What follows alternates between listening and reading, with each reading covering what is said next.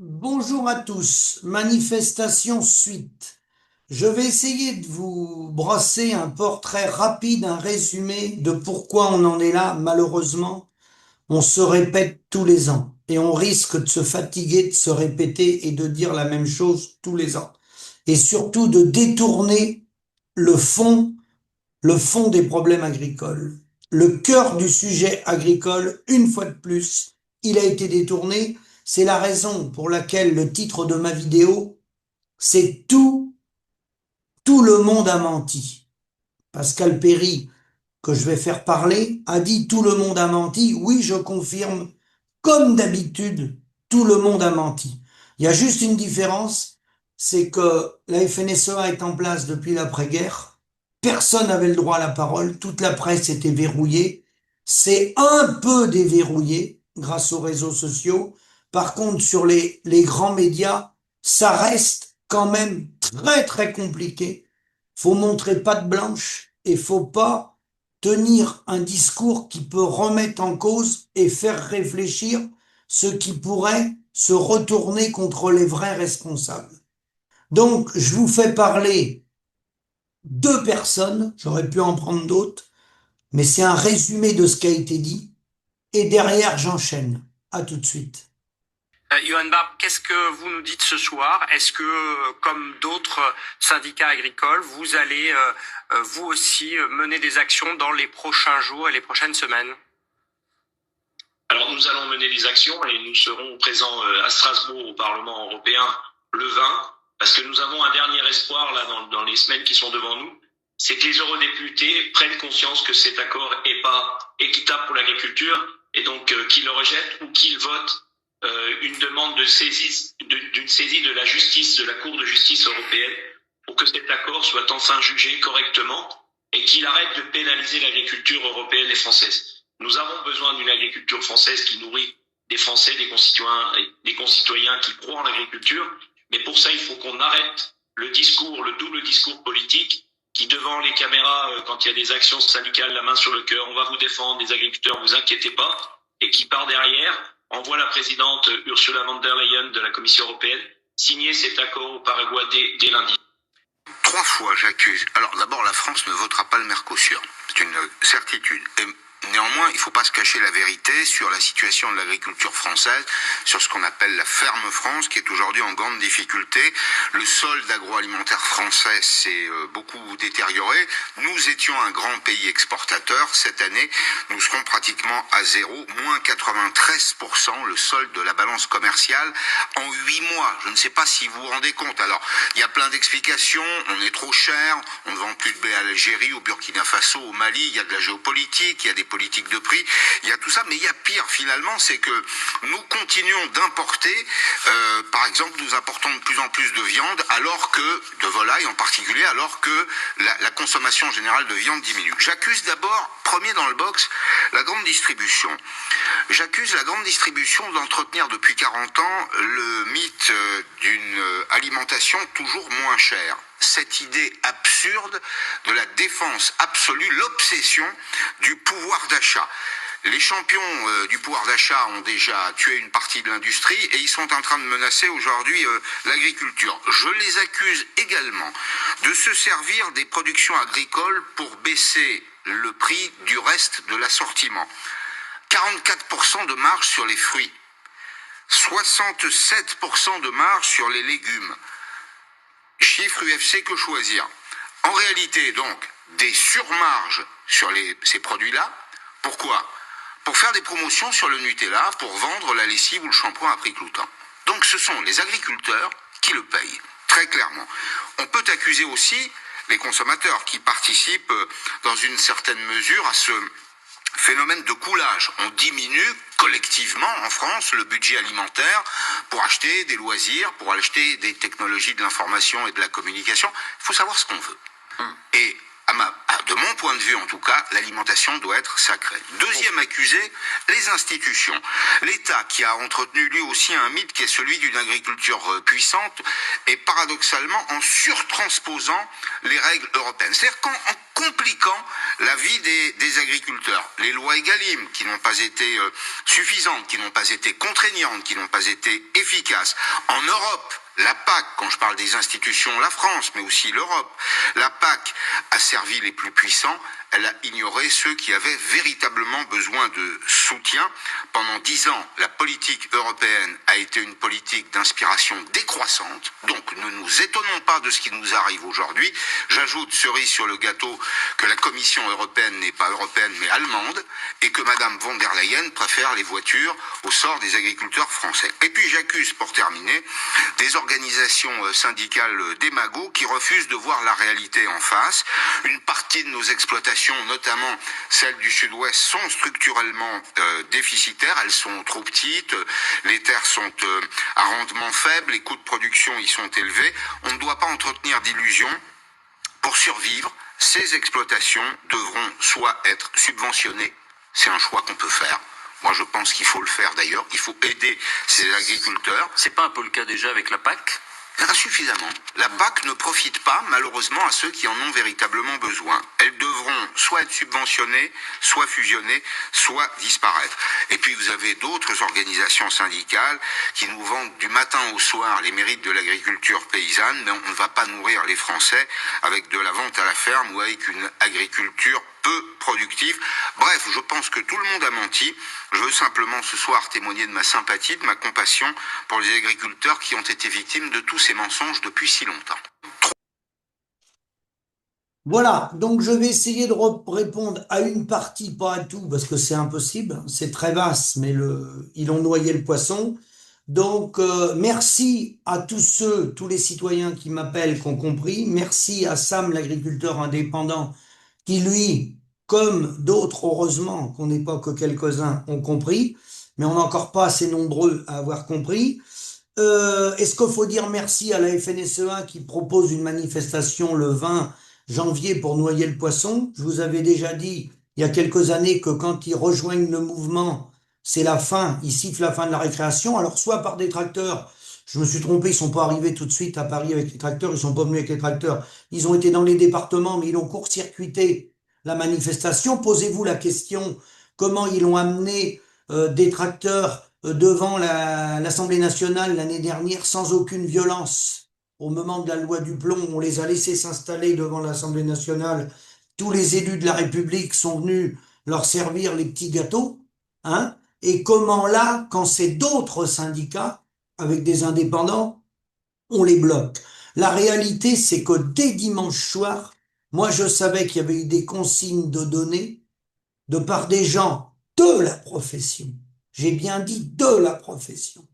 Pour empêcher les gens de monter sur Paris et les paralyser tout au long du parcours, comme, rappelez-vous, ceux qui étaient en 92 pour assiéger Paris, c'était le début de la coordination rurale, qui est issue de la Fédération française de l'agriculture, qui a empêché les agriculteurs de monter sur Paris en 92? Qui a empêché, dans les années 80, les paysans travailleurs devenus la Confédération paysanne de mettre en place ce qu'il appelait des quantums, des quotas laitiers, une gestion des volumes? Qui s'est mis en travers du MODEF dès 1959, qu'a dénoncé le COPA-COGECA au niveau européen? Qui?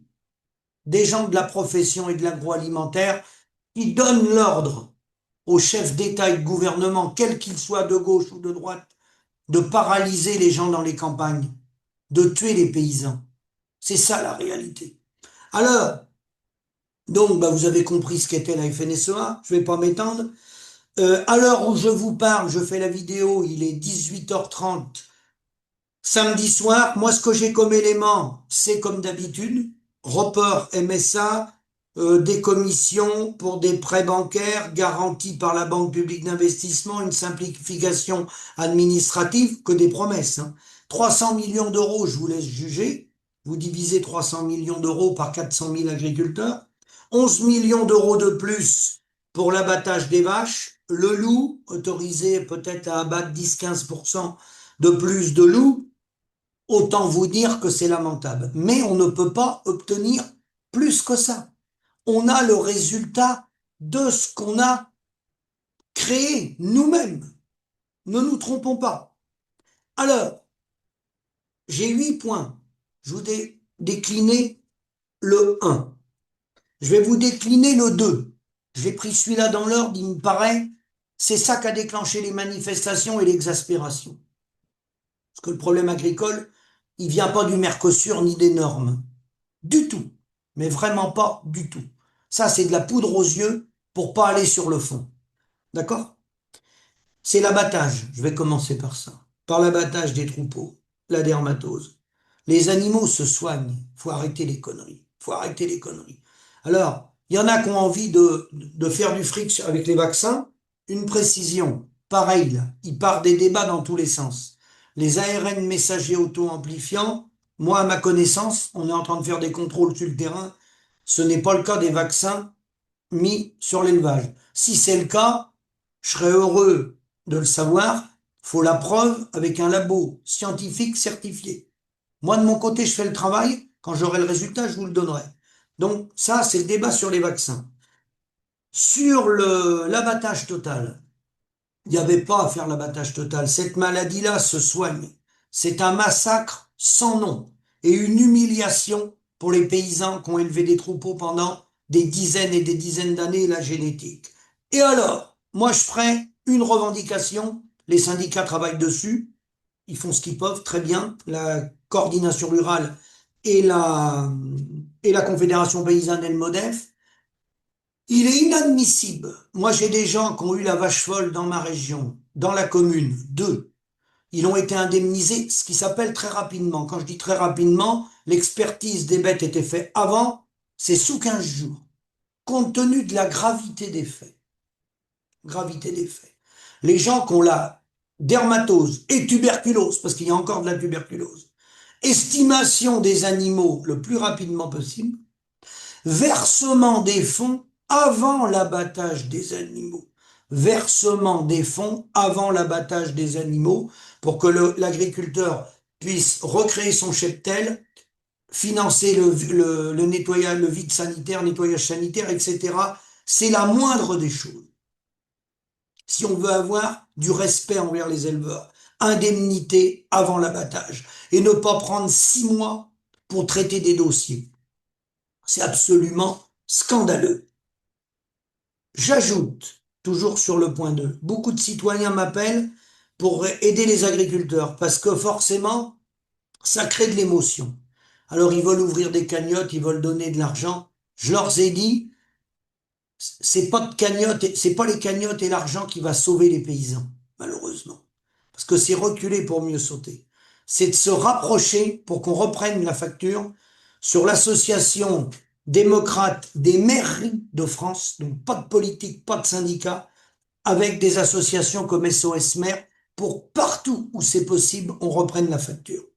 On n'est pas des assistés, on n'est pas des handicapés, on n'est pas des mendiants, on n'a pas besoin de faire la quête. Il arrive qu'on fasse des cagnottes dans des situations dramatiques et on va encore être amené à en faire, dans des trucs d'urgence très ponctuels, mais on va pas ouvrir des cagnottes pour 400 000 paysans. Faut être sérieux.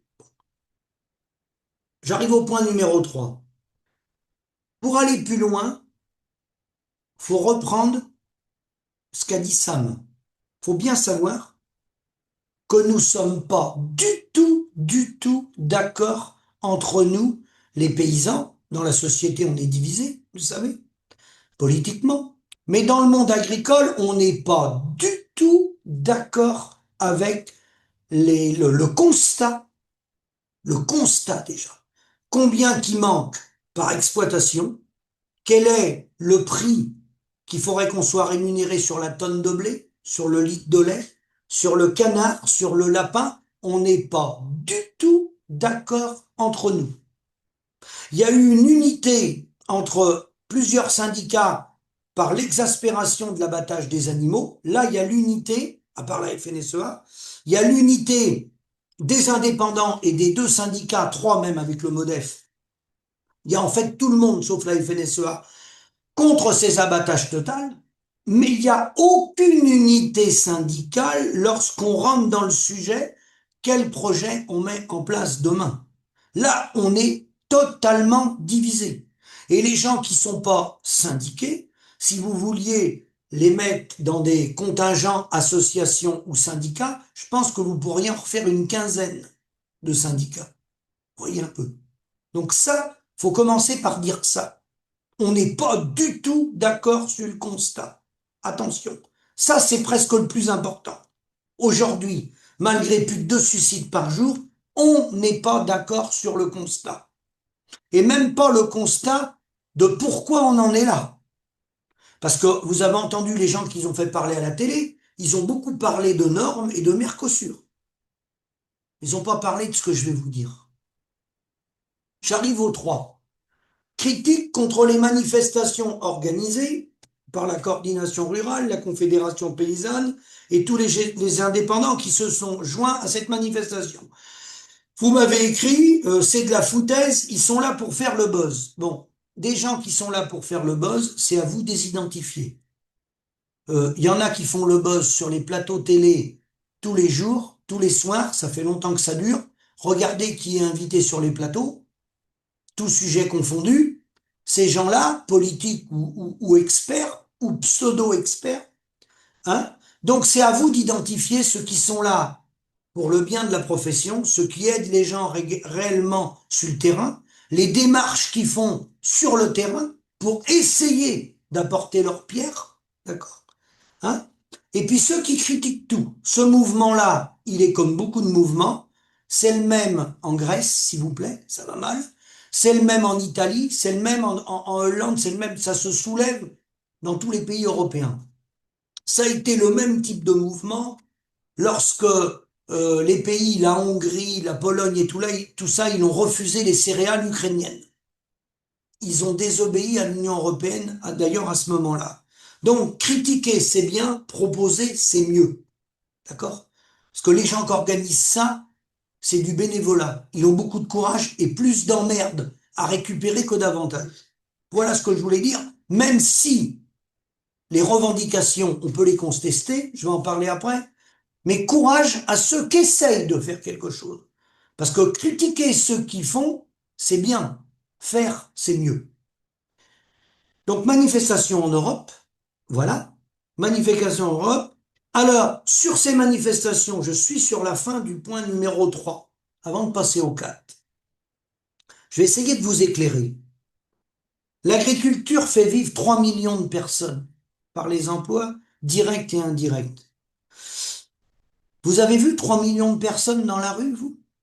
Allez, même 50%. Vous avez vu 1,5 million personnes? Je crois pas. Vous pouvez me dire où étaient nos partenaires? Vous pouvez me dire où étaient les commerçants qui font du commerce dans nos fermes? Tout commerce en tout genre, hein, tracteurs, bovins. Vous pouvez me dire où étaient les gens de l'agroalimentaire? Vous pouvez me dire où étaient les camions des coopératives, de nos coopératives? Les camions des coopératives du groupe InVivo, qui regroupe plus de 200 coopératives. Monsieur Dominique Chargé, président de la coopération agricole, il n'a pas réquisitionné les camions pour bloquer les routes, se joindre au monde paysan, puisque c'est la survie des paysans. Paysans, bras agroalimentaires. Je les ai pas vus, les camions des coopératives. J'ai pas vu, je reprends ce qu'a dit Sam, qu'on était divisé sur le constat. Vous avez vu une unanimité dans les CUMA, coopératives d'utilisation de matériel agricole, où au sein d'une CUMA, il y a un bureau, un président, un secrétaire, un trésorier. Est-ce qu'il y a l'unanimité en France pour mobiliser tous les tracteurs des CUMA pour les bloquer, pour bloquer le pays ou Paris? Certainement. Il n'y a pas d'entente entre les agriculteurs au sein de notre profession. C'est-à-dire que globalement, les CUMA sont gérés, même de façon indirecte, par la FNSEA à travers la reconnaissance de la FDCUMA nationale. Demandez demain à réquisitionner, nous les paysans, tous les tracteurs des CUMA. Vous allez voir si les gens qui tiennent les CUMA FNSEA dans les bureaux, ils vont donner le feu vert pour que les tracteurs de la CUMA, ils aillent bloquer Paris avec des drapeaux CR et Confédération paysanne.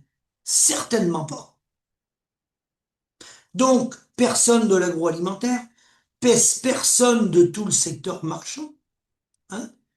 Nos partenaires étaient où? 3 millions d'emplois. Il était où? Ils ont été plus efficaces quand il a fallu enlever la réforme qui avait été prise pour séparer le conseil de la vente, pour vendre des produits phyto. Nos coopératives, celui qui vend les produits est celui qui est le conseiller agréé, reconnu. On avait obtenu la séparation du conseil de la vente pour être indépendant. Ça doit être un gros mot, ça. Et on l'a fait sauter. Et ces gens-là, qui vivent de l'agriculture, grâce aux agriculteurs, n'étaient pas là. Point numéro 4. Point numéro 5, pardon. Je suis rendu au numéro 5. Donc l'abattage, le problème central de l'agricole, l'abattage, abattage, abattage, abattage total, on a entendu parler de ça. Bon, vous savez bien que c'est pas ça le problème numéro 1 de l'agriculture en France, puisque l'abattage ne représente pas les 400 000 agriculteurs.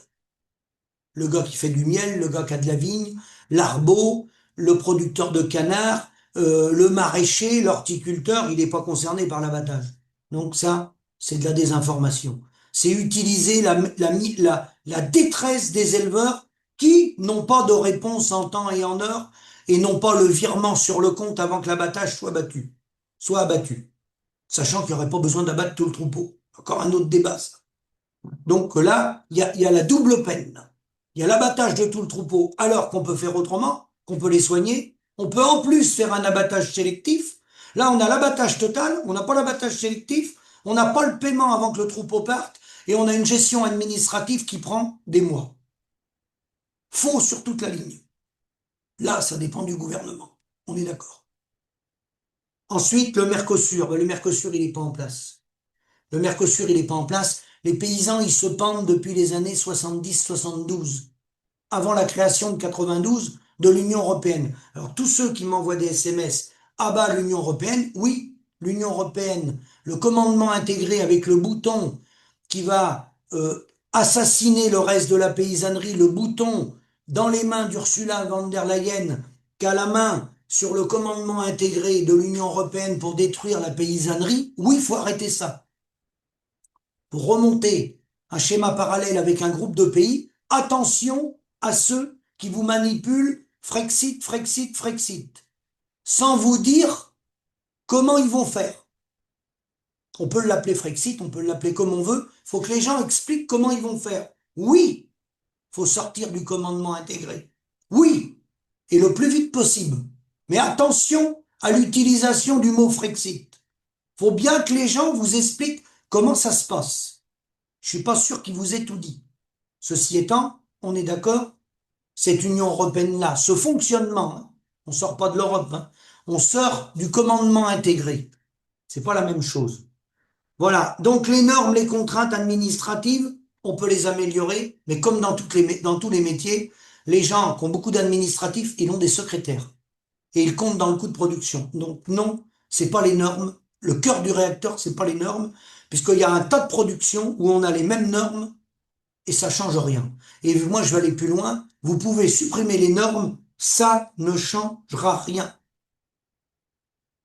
J'arrive au point numéro 6. Pourquoi j'ai entendu Tatiana Ventose, plein de gens critiquer la coordination rurale, la confédération paysanne, qu'est-ce que c'est que ce boulot-là? Une fois de plus, on a retourné manifester, on n'a rien obtenu. Mais personnellement, on est nombreux à savoir ce qui allait se passer. Puisqu'il y a 50 ans qu'on fait ça. L'action qui a été faite là, on en a fait des dizaines et des dizaines et des dizaines. On a fait que ça toute notre vie, à Paris et Bruxelles. D'accord? Mais ce que c'est pas Tatiana Ventose et beaucoup de gens, c'est là que justement, le titre de ma vidéo, je trouve qu'il est pas mal. Tout le monde a menti. Il a raconté beaucoup de conneries, y compris sur les réseaux sociaux, de gens qui ne connaissent pas le métier. Hein. J'ai été obligé dans la semaine de pratiquement déposer plainte contre quelques personnes qui reprenaient des sujets qu'ils ne maîtrisaient pas, sur des éleveurs, des dossiers qu'on suit. Donc j'ai calmé l'affaire très vite fait, parce qu'on a le droit de s'exprimer, mais on n'a pas le droit de dire n'importe quoi. D'accord? Pourquoi on manifeste toujours au même endroit? Pourquoi la Confédération paysanne, Monsieur Vento, le MODEF, ils ont fait des barrages devant les préfectures? comme il se fait en Italie et ailleurs. Pourquoi on ne change pas notre méthode? J'en ai déjà parlé de ça. Pourquoi on n'a pas été manifesté chez LDC, le leader européen de la volaille, qui est dans la Sarthe auprès de chez moi? Pourquoi on n'a pas été manifesté dans nos coopératives, chez nos industriels privés? Pourquoi? Pourquoi on n'a pas dénoncé les manœuvres de Nicolas Chaban, c'est qui le patron, qui est sur tous les plateaux télé, qui raconte une histoire qui est un mensonge. Il ne dit pas la vérité. C'est une petite partie du litrage qui est payée 10 centimes de plus à une partie des producteurs, une petite partie du litrage. Les autres, ils ont zéro patate. Si vous voulez les mails, je les ai sous ce paquet-là, là, les mails de producteurs qui sont à 7 laiteries, LSDH, et qui n'ont jamais vu un centime. Donc, parler, c'est bien, dire la vérité, ça serait mieux. Et vous m'invitez quand vous voulez, monsieur, je viendrai avec les mails de vos producteurs, en cachant le nom, bien sûr, parce que je vais arriver au cœur du réacteur. C'est que les producteurs de chez monsieur c'est qui le patron, si ils donnent leur identité, ils sont virés. Pourquoi on va manifester là et qu'on n'a pas de résultat? C'est vrai. Résultat catastrophique, on est d'accord. Mais on ne peut pas aller manifester chez LDC. On ne peut pas aller manifester à la Cavac, le lapin. Moi, vous savez, j'en ai qui l'ont fait. On leur a envoyé les gendarmes à l'Assemblée générale. Une Assemblée générale des producteurs, en étant producteurs, détenteurs de capital social. Une compagnie de gendarmerie pour encercler la salle dans notre coopérative. Vous m'entendez bien? Dans notre coopérative.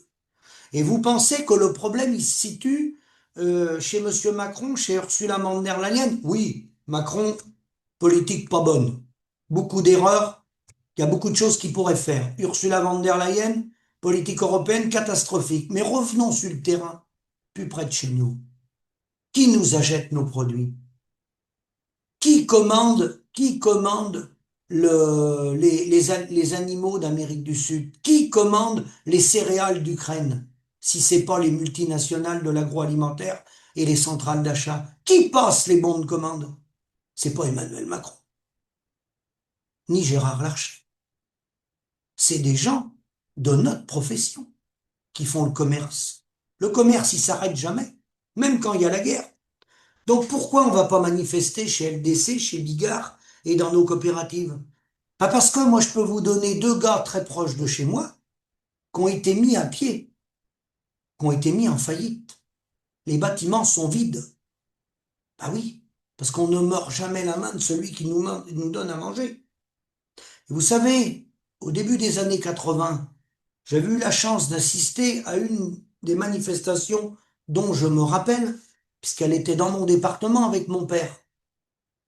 Et on avait été manifesté dans notre coopérative laitière. D'accord? Et le directeur de cette coopérative de l'époque s'était déplacé et il était venu trouver un de nos collègues qui était avec nous à cette manifestation et il lui a simplement dit: toi, qu'est-ce que tu fais là? Et je ne veux pas te revoir. Le gars, il est rentré chez lui, on ne l'a jamais revu. Vous savez pourquoi? Parce qu'il devait de l'argent.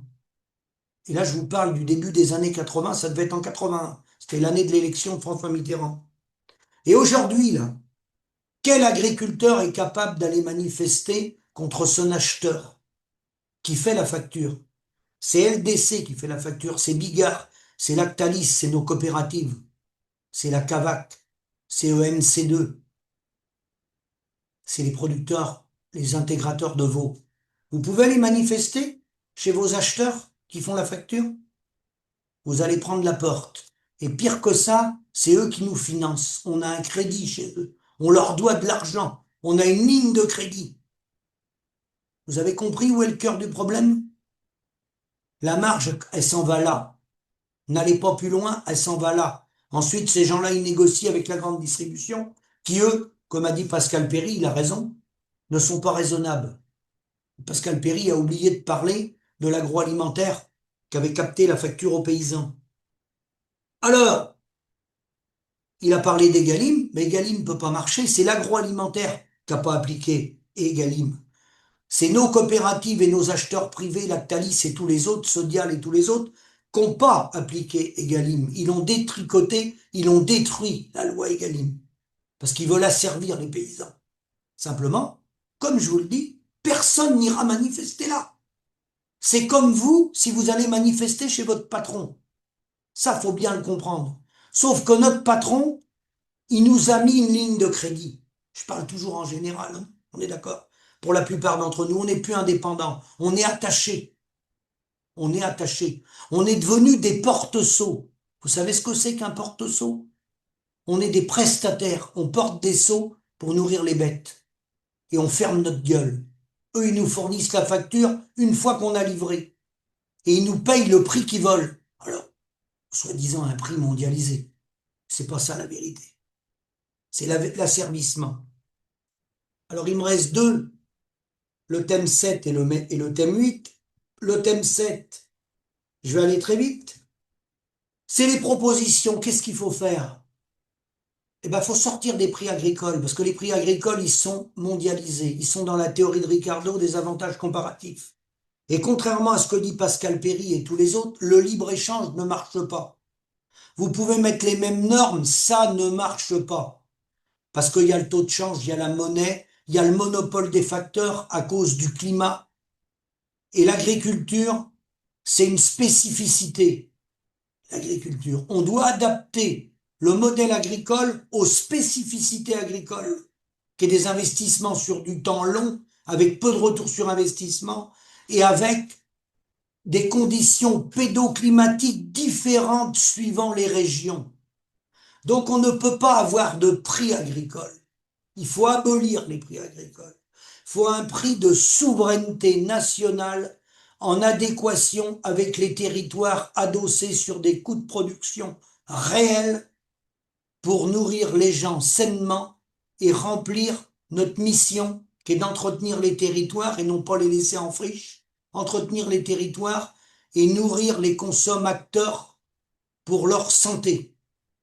Donc, des revenus à hauteur des coûts de production, minimum 3 000 € net par exploitation agricole. 2, là c'est des propositions qui avaient été mises par le MODEF et les paysans travailleurs très très tôt.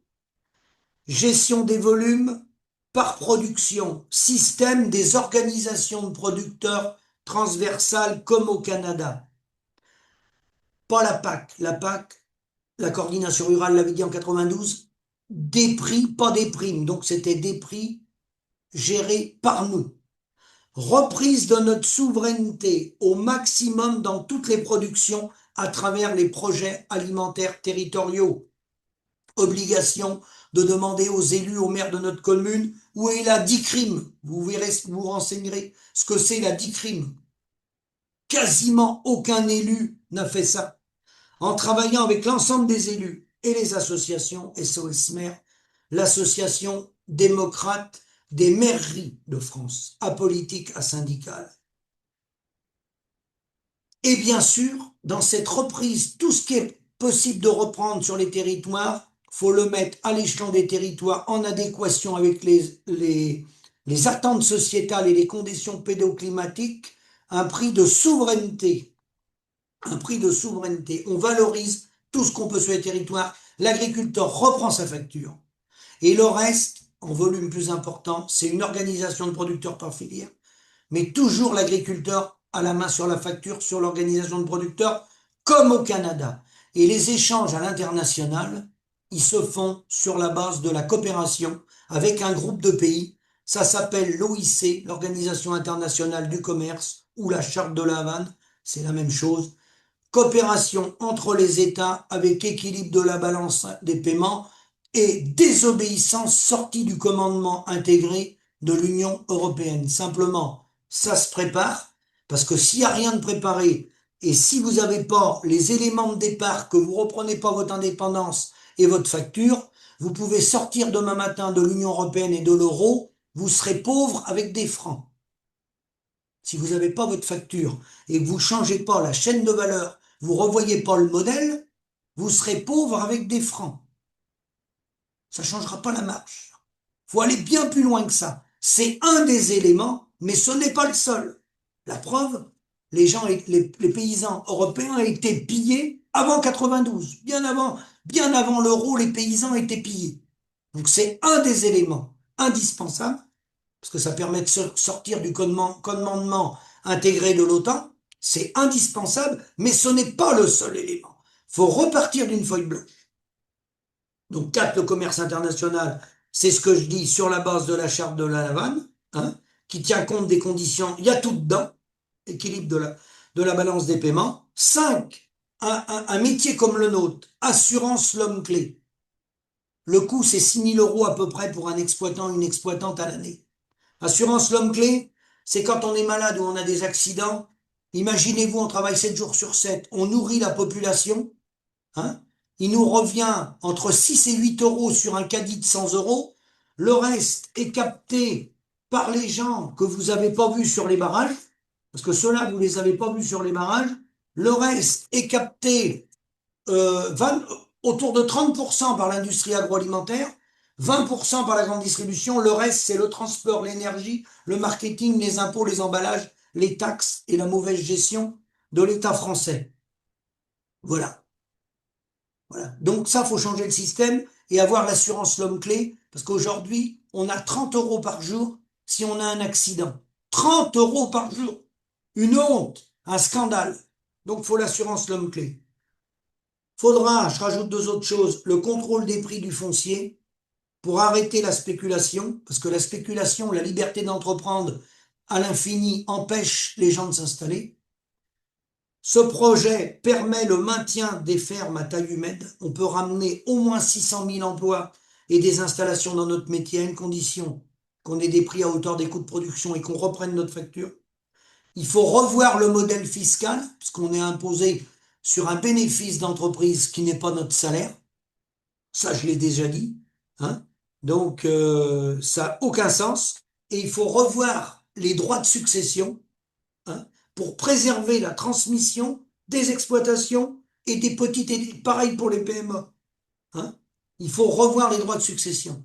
Sinon, on plume les générations qui veulent reprendre des outils qui sont des capitaux lourds, mais qui dégagent très peu de rentabilité. Donc, revoir les droits de succession.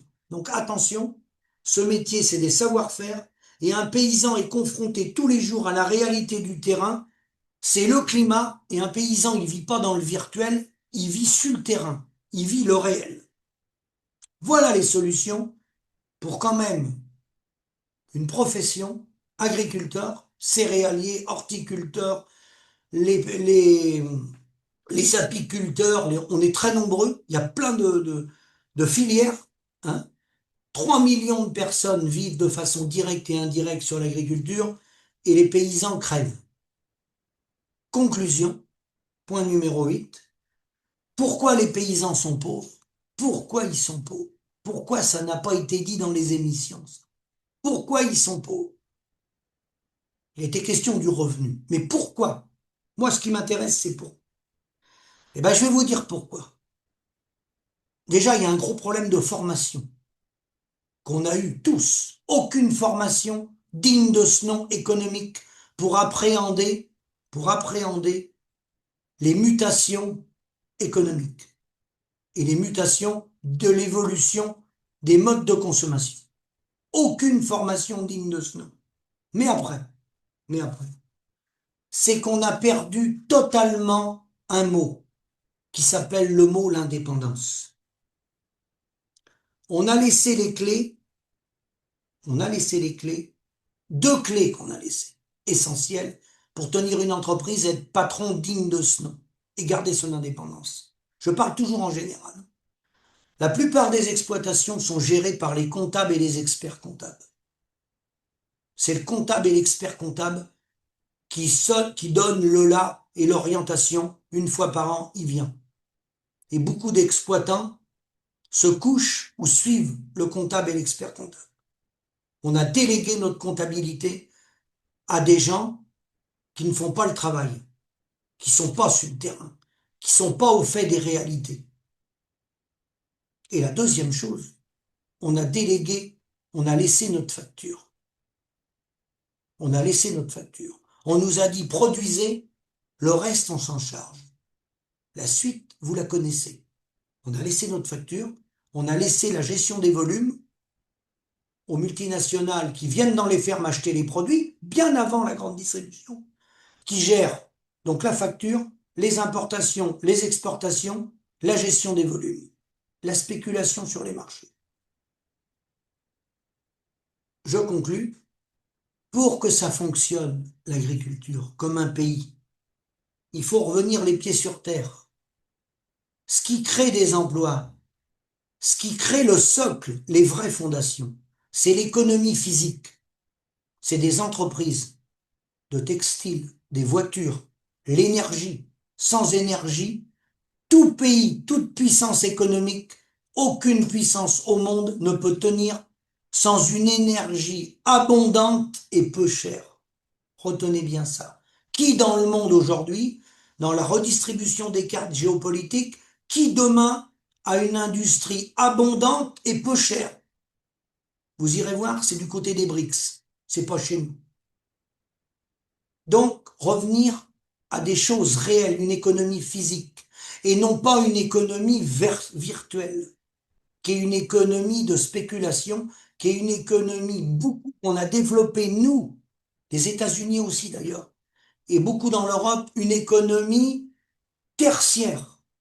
On a au moins 20 points sur le produit intérieur brut d'écart entre tous les pays émergents qui sont en train de prendre toute la place dans le monde des produits manufacturés. Je pense à la Chine, la Russie, mais il y en a d'autres. On a 20 points d'écart dans nos emplois, dans le produit intérieur brut, de gens qui sont que dans le tertiaire, qui sont dans une économie virtuelle, qui repose sur rien. Alors, j'ai pas dit qu'il fallait pas de contrôle du tout, hein. Il faut garder des normes pour la santé, pour les accidents. Il y a un socle sur lequel il faut pas bouger. Mais là, on a 20 points d'écart sur les produits intérieurs bruts.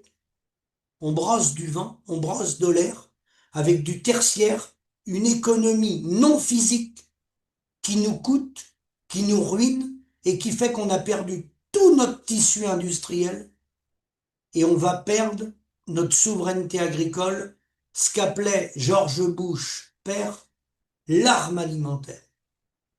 Je vous demande de bien réfléchir, je referai des vidéos dans les jours à venir. Merci et à bientôt.